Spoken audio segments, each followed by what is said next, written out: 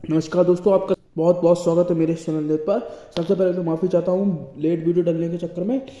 Guys, direct मुद्दे पर आते हैं, कोई बिना बात करे हुए। गाइस, मुद्दा ये है हमारे धीरेन्द्र कृष्ण शास्त्री जी से रिलेटेड, मतलब बागेश्वर धाम से रिलेटेड, मतलब हनुमान जी से रिलेटेड, मतलब सीधा डायरेक्ट टू डायरेक्ट कॉम्बिनेशन का मैं आपको बात बता रहा हूँ। सीधी सीधी मैं आपको पूरी साफ साफ न्यूज़ बताता हूँ, कहाँ से स्टार्ट हुई, कैसे स्टार्ट हुई, कैसे बढ़ी न्यूज़।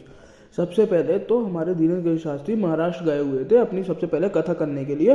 कथा करने के बाद जब उनकी 7 दिन की कथा समाप्त हो गई, तब वो वहाँ से जाने लगे, वहाँ से चले गए, क्रॉस हो गए, मतलब वहाँ पर नागपुर में कर रहे थे, नागपुर से क्रॉस हो गया तो वहाँ पर एक व्यक्ति और एक कम्युनिटी ने चैलेंज दे दिया कि आप मेरे सामने करके दिखाओ ऐसा, और तब मैं आपको रियल मानूंगा, जे वो। तो ऐसे ही 2 करोड़ की बात कर ली उन जो। अच्छा, मैं अपनी पर्सनल तौर से बता दूं जो उन्होंने बोला है, और मेरी नज़र में वो अगर कोई थूक भी देता है तो भी मैं उसको ज़्यादा वैल्यू दूंगा, उस शब्द को ज़्यादा वैल्यू नहीं दूंगा जो नागपुर वाले लोगों कम्युनिटी ने कहा है धीरेन्द्र के शास्त्री जी के ऊपर। ये मेरा पर्सनल तौर नतीजा, मैं पर्सनल तौर से बता रहा हूँ। दूसरी गाइस बात ये है कि कम्युनिटी पे आपने ऐसा कर दिया, धीरेन्द्र कृष्ण शास्त्री जी के बारे में बोल दिया, और फिर अब देखो एक बोलता है तो देखो 4-5 लोग आ जाते हैं, देखो गाइस बोलने वाले अब और ऊपर उठने लगे। अब ये न्यूज़ रिपोर्टर वाले पहुंच गए सारे धीरेन्द्र कृष्ण शास्त्री के पास कम्युनिटी लगा के, मतलब कैमरा मैन में लगा के कि अब हमको दिखाओ सच्चाई। लो, धीरेन्द्र कृष्ण शास्त्री बोले, लो सारे नेशनल टीवी के चैनल हैं, लो दिखाता हूँ तुमको। धीरेन्द्र कृष्ण शास्त्री ने साफ साफ सबके सामने ये चैलेंज एक्सेप्ट किया और ये करके दिखा दिया कि उनके अंदर सन्यासी बाबा की दिव्य शक्ति है मौजूद, और उन्होंने ये हासिल की है, ली नहीं है, किसी ने दी नहीं है, उन्होंने हासिल की है।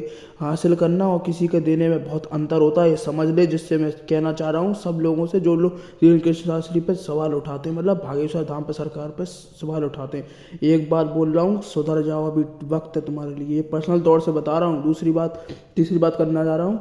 तीसरी बात, धीरेन्द्र कृष्ण शास्त्री जी ने मुंह पर बोला उन जैसे लोगों को, किन जैसे लोगों को, मैं तो उल्टा सीधा बोल दूंगा गाइस, मेरा बहुत दिमाग खराब है। जो उन कम्युनिटी का मैं नाम भी नहीं लेना चाहता, मतलब अपने मुंह पे रखना भी नहीं चाहता, इतने नीचे समझ रहा हूँ उस कम्युनिटी को जिसने धीरेन्द्र कृष्ण शास्त्री जी के बारे में उल्टा बोला है। तो उसको डायरेक्ट हमारे धीरेन्द्र कृष्ण शास्त्री जी ने बोला है, ले भगौड़े सुन, ले भगौड़े देख, हम भगौड़े नहीं है, भगौड़े तो तुम हो गए जो खानदान में पैदा हुए, जिस खानदान में।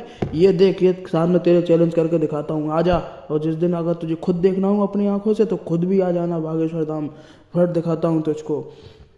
ये हमारे धीरेन्द्र कृष्ण शास्त्री जी ने एक्सेप्ट किया चैलेंज, एक्सेप्ट करने के बाद करके दिखाया, करके दिखाने के बाद जीता भी।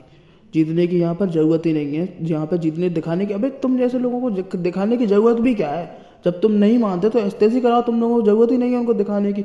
वो तो नेशनल टीवी पर जितने ज़्यादा उचक रहे थे ना जितने लोग, और ये 4-5 टट्टुओं को पकड़ के लेता है जो कि हाँ ये भी करके ऐसे दिखाने लगे, ये भी माइंड रीडिंग कर लेते हैं, ये भी ऐसा कर लेते हैं। अब आसाराम बापू की तरह होगा धीरेन्द्र कृष्ण जी का ऐसा हाल, तो बेटा जरा सोच और समझ, उसकी कितनी पब्लिक है तुम्हारे अंदाजा भी नहीं लग सकता, और उसमें कितनी ताकत है कभी तुम सोच भी नहीं सकते उसने कितना हासिल किया, किस टाइप से हासिल किया।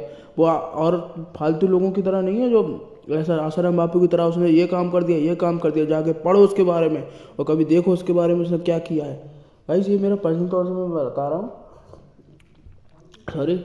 और गाइस मैं एक बात और क्लियर कर देता हूँ सबके सामने, देखो अब और सवाल ना उठ जाए, क्योंकि ऐसे करके उसने दिखा दिया, और जितने भी जो फालतू के टट्टू को पकड़ के ला रहे हो ना कि ये भी माइंड रीडिंग कर लेते हैं, ये भी माइंड रीडिंग, तो उसका रीज़न मैं बता देता हूँ।